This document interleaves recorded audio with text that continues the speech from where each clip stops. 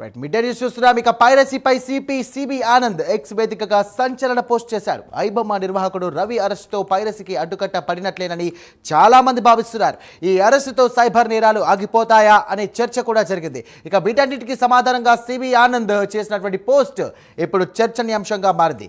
ఒకరిని అరెస్ట్ చేసినంత మాత్రాన సైబర్ నేరాలు లేదా పైరసీ పూర్తిగా ఆగిపోతాయని అనుకోవడం అసాధ్యమన్నారు. హ్యాకర్లు హ్యాకింగ్ కొనసాగుతుందని ఉంటుందని అన్నారు. ఇక ఒకరు పోతే మరొకరు వస్తారని, అది కూడా మరింత అధునాతనంగా ఉంటుందని అన్నారు.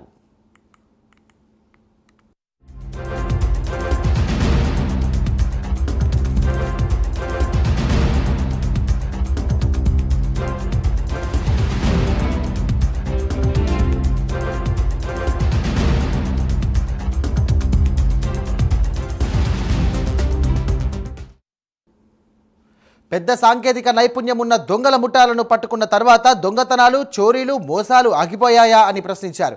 మన చేతిలో ఉన్నది నేరం జరగకుండా అప్రమత్తంగా ఉండటమేనన్నారు. ఇక ప్రతి ఒక్కరూ తమ సైబర్ స్పేస్ ఖాతాలను కూడా రక్షించుకోవడానికి జాగ్రత్తలు తీసుకోవాలని, ప్రమాదాన్ని వెంటనే గుర్తించే విధంగా ఉండాలని ఆయన సూచించారు.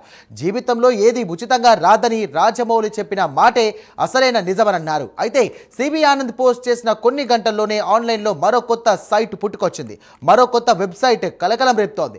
ఐబొమ్మ 1 పేరుతో దాదాపు అనే ఫ్యూచర్లతో కూడా కొత్త సైట్ ప్రత్యక్షమవడం ఇప్పుడు హాట్ టాపిక్ గా మారింది.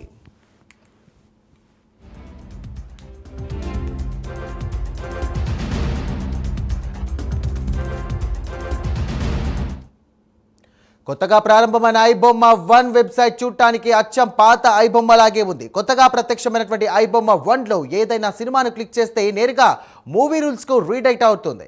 ఇక ఐబొమ్మ ఎకో సిస్టమ్స్లో 65 మిర్రర్ వెబ్సైట్లు ఉన్నాయని, అందులో ఐబొమ్మ 1ను ప్రచారంలోకి తెచ్చి ఉంటారని పోలీసులు భావిస్తున్నారు. అయితే పాత సైట్లో కేవలం తెలుగు సినిమాలు మాత్రమే ఉండగా, కొత్త సైట్లో మాత్రం ఇతర భాషలకు సంబంధించినటువంటి చిత్రాలు కూడా అందుబాటులో ఉంచారు.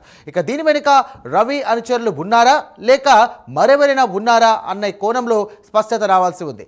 ఇక ఈ కొత్త వెబ్సైట్లో ఏదైనా సినిమాపై క్లిక్ చేస్తే అది నేరుగా మూవీ రూల్స్ అనే మరో పైరసీ సైట్కు రీడైరెక్ట్ అవుతున్నట్టుగా గుర్తించారు. ఈ నేపథ్యంలో మూవీ రూల్స్, తమిళ్ ఎంవి సైట్లపైన కూడా చర్యలు తీసుకోవాలనే డిమాండ్ వినిపిస్తోంది.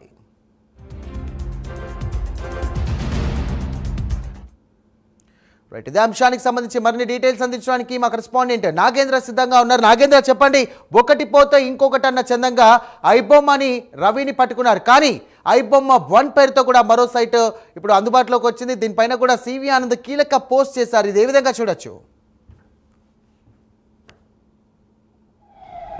Thank you Sai. ప్రస్తుతం ముఖ్యంగా హ్యాకింగ్కి సంబంధించినటువంటి అంశంలో ప్రధానంగా సివి ఆనంద్ చేసినటువంటి ట్వీట్ ఇప్పుడు ప్రధానంగా చర్చనీయాంశంగా మారిందని చెప్పాలి. ఎందుకంటే ముఖ్యంగా ఐబొమ్మకి సంబంధించి తెలుగు చిత్ర పరిశ్రమను గడగడలాడించినటువంటి పైరసీ అనేటటువంటి భూతానికి సంబంధించి ప్రధానంగా ఐబొమ్మకి సంబంధించి దాదాపు సినిమా రిలీజ్ అయిన గంటల వ్యవధిలోనే హెచ్డి ప్రింట్ ఐబొమ్మలో రిలీజ్ అయ్యేది. ప్రస్తుతం ఆ పైరసీకి సంబంధించి ప్రధానంగా అరికట్టాలి, దానిపైన చర్యలు తీసుకోవాలంటూ కూడా పోలీసులకి చిత్ర పరిశ్రమ కంప్లైంట్ చేసిన తర్వాత వెంటనే ఎమ్మడి రవిని 6 నెలల పాటు సెర్చ్ చేసిన తర్వాత అరెస్ట్ చేసి వెంటనే ఆయన అరెస్ట్ చేసిన తర్వాత ఐబొమ్మ కానీ బప్పం లాంటి వెబ్సైట్లన్నిటిని కూడా క్లోజ్ చేసినటువంటి పరిస్థితి.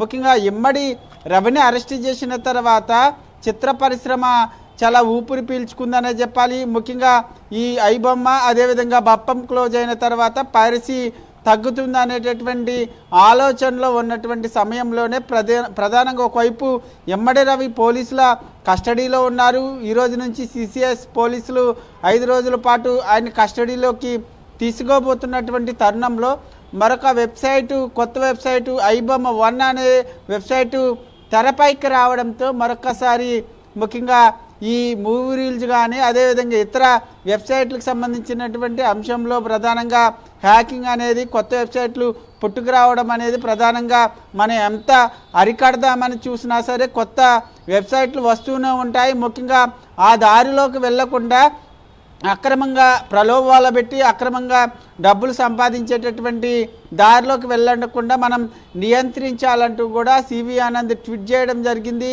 ముఖ్యంగా ఆయన చేసినటువంటి ట్వీట్ ప్రధానంగా ఐబొమ్మ 1 అనేటటువంటి వెబ్సైట్ తెరపైకి వచ్చిన తర్వాత ముఖ్యంగా గతంలో ఐబొమ్మ కానీ బొప్పం కానీ ఓన్లీ తెలుగు సినిమాలు మాత్రమే కనిపించేవి. కానీ ఈ ఐబొమ్మ 1 క్లిక్ చేసిన తర్వాత దాంట్లో ఇతర లాంగ్వేజెస్కి సంబంధించినటువంటి మూవీస్ ఎటువంటి సమాచారం ఇస్తారన్నది చూడాల్సినటువంటి అంశంగా అయితే కనబడుతుంది. ముఖ్యంగా ఈ హ్యాకింగ్కి సంబంధించినటువంటి అంశంలో మనమే జాగ్రత్తలు తీసుకోవాలి.